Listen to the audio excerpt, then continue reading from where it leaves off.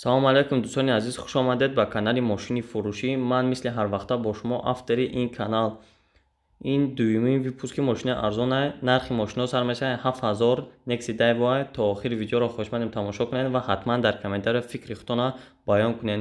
Курс дар рӯи экран ва мо мегузарем ба видеои имрӯза. То охирша бародаро тамошо кунед.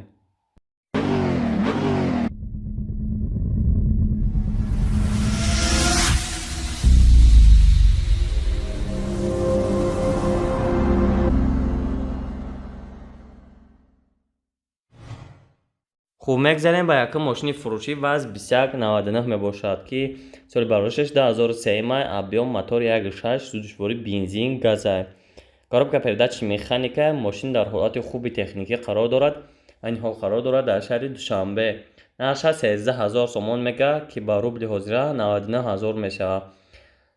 номерош дар рӯи экран ай. марҳамат занг занед бародарот. 8 моҳа таниров 8 моҳа ҳуҷҷат, документош 8 моҳи дига ҳуҷҷат дошта. марҳамат занг занед бо маълумоти бештара худтон дастрас кунед бародаро. мошини навбатии бародаро вазн 2107 мебошад, ки соли бароишаш 2002 май, объем мотори 1.6, сӯзишворӣ бензин, газ ай. коробка передачаш механик. дар ҳолати хуби техникӣ қарор дорад дар шаҳри Душанбе. 8000 сомон нарша мегӯяд. мошин срочно фурӯхта мешавад. 4 баллонаш нав ай. магнитофонош оригинали Pioneer ай. мошин мақсад состояниш нормальный ай. начхе ки дар сурат маълум ай. срочно фурӯхта мешавад. 61000 рубли русӣ мешавад. марҳамат номерош дар рӯи экран. занг занед срочно будай. мошини навбатии бародаро вазн 2115 мебошад, ки соли бароишаш 2003 май, объем мотори 1.5, сӯзишвориш танҳо бензин ай. дар ҳолати хуби техникӣ қарор дорад дар шаҳри Душанбе. нарша 9000 сомон мегӯяд. 69000 рубли русӣ мешавад. номерош дар рӯи экран. марҳамат занг занед. мошин дар ҳолати хуби техникӣ қарор дорад. мегӯяд соҳиби мошин 4 баллони нав дорад. хадавош нав, аккумулятор нав, ясола ҳуҷҷат дошта. мошин срочно фурӯхта мешавад. марҳамат бародаро номерош дар рӯи экран. занг занед. шумо хай қатиш гап занед. вариантҳои худтонам пешниҳод кунед. мошини навбатии бародаро Nexi Daiwa ай. соли бароишаш 1995 май, объем мотори 1.6, сӯзишвориш бензин ва газ ай. коробка передачаш механик. дар ҳолати хуби техникӣ қарор дорад. мошин қарор дорад айни ҳол дар шаҳри Душанбе. нарша 10000 сомонӣ гуфтеса, ки ба рубли ҳозира 77000 рубле мешавад. номерош дар рӯи экран. як кассида маъқул боша мошин. марҳамат занг занед. мошина соҳиб мошин мегӯяд газ бензин ай. яксола ҳуҷҷат дорад. мотор хадавой ай. 100% ай. мешини пол оборот заводид мешавад. мошин бе проблема ай. харидорои конкретни занг занед гуфтага. марҳамат бародаро номерош дар рӯи экран ай. занг занед. вариантҳои худтона пешниҳод кунед. мошини навбатии бародаро Daiwa Lacetti мебошад, ки соли бароишаш 2003 май, объем мотори 1.6, сӯзишвориш бензин ва газ мебошад. коробка передачи автомат ай. мошин дар ҳолати хуби техникӣ қарор дорад дар шаҳри Душанбе. соҳиби мошин мегӯяд мошин дар ҳолати хуби техникӣ қарор дорад. мотораш ранги соатвори кор мекунад. пол оборот заводид мешавад. мошина мусофеди падараш буда. мусофед ҳай мекарда мошина. сабаби фурӯхтани мошин пул қарз дорад.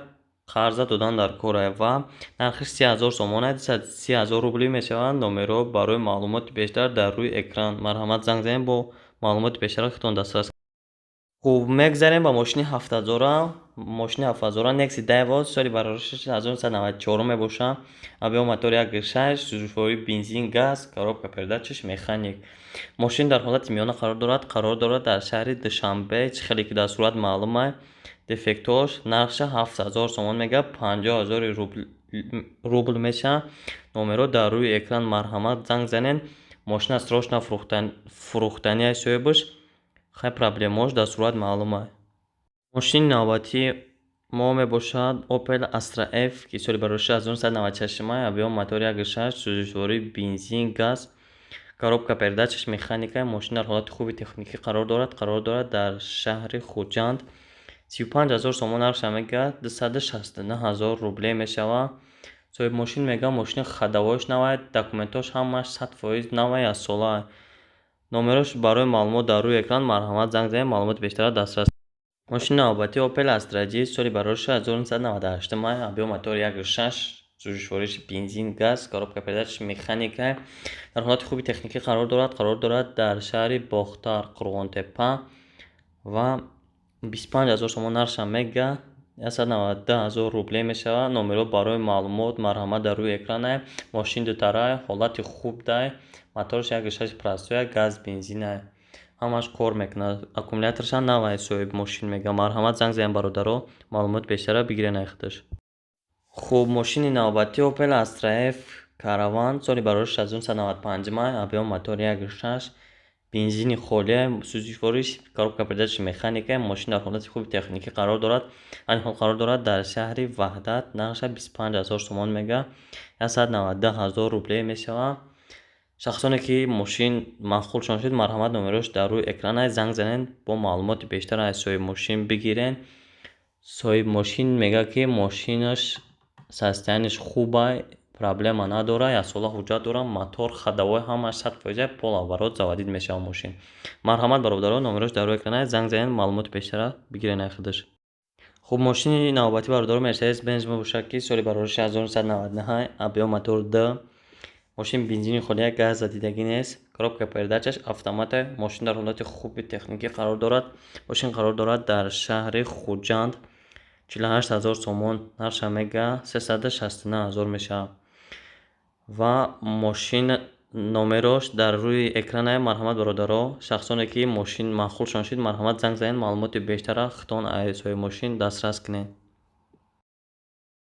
мошини навбатӣ Opel Astra F Хелзибек мебошад ки бисёр бародаро дар комментария бисёр вақт менависанд Хелзибека бумон Хелзибекамон. ина марҳамат бародаро, объем моторш 1.6, сӯзишвори бензин, газ. мошин автомат ай. коробка передачаш дар ҳолати хуби техникӣ қарор дорад дар Ёвон. нархша бошад 33 000 мега ки ба рубли ҳозира 253 000 мешавад. номерош бародаро дар рӯи экран. марҳамат занг занен маълумоти бештара аз худи соҳиби мошин гирен. мегзарем ба мошини навбатӣ Opel Astra F ки соли барораши 1995, объем мотор 1.8 ай. сӯзишвори бензин, газ, коробка передачаш механика. мошин дар ҳолати хуби техникӣ қарор дорад дар шаҳри Душанбе. нархша бошад 23 000 сомон мега ки ба рубли ҳозира гардонем 177 000 мешавад. бо савдо ҳам мешавад. номеро барои маълумоти бештар дар рӯи экран. марҳамат занг занед маълумоти бештара дарёфт кунед аз соҳиби мошин. мошини навбатӣ бародаро Opel Astra F мебошад бо соли барораши 1995 сол, объем мотор 1.6, сӯзишвори бензин, газ, коробка передачаш механика. мошин дар ҳолати хуби техникӣ қарор дорад дар шаҳри Душанбе. нархша бошад 22 000 сомон мега ки 169 000 русӣ мешавад. бо савдо ҳам мешавад. номеро барои маълумоти бештар дар рӯи экран. марҳамат занг занед бо шумо худтон маълумот бештара дастрас кунед. мошини навбатӣ бародаро Mercedes-Benz мебошад ки соли барораши 1996 май, объем мотори 1.8, бензини холия мошин, коробка передачи механик. дар ҳолати хуби техникӣ қарор дорад дар шаҳри Душанбе. нархша бошад 45 000 сомон мега ба рубли ҳозира 345 000 мешавад. бо савдо ҳам мешавад. номерош дар рӯи экран ай. марҳамат бародаро, занг занед ва маълумоти бештара аз худи соҳиби мошин дастрас кунед. охирон мошини фурӯшӣ бародарои мошин камтар қиматай нархаш Opel Astra J соли барораши 2006 май. намедонам рости гап 2006 мошино ҳастанд нестанд. объем моториш 1.6 ай. бензин ай. сӯзишвориш пробегаш 100 000 ай. коробка передачаш механика. ходовоиш 100%, моторош ҳам 100%. нархаш бошад 50 000 сомон ай. 380 000 русӣ мешавад. шахсоне ки мехоҳанд маълумоти бештара дастрас кунанд, марҳамат дар номерош занг занед маълумоти бештара дастрас кунед. ва бародаро лайк, подпискара фаромӯш накунед.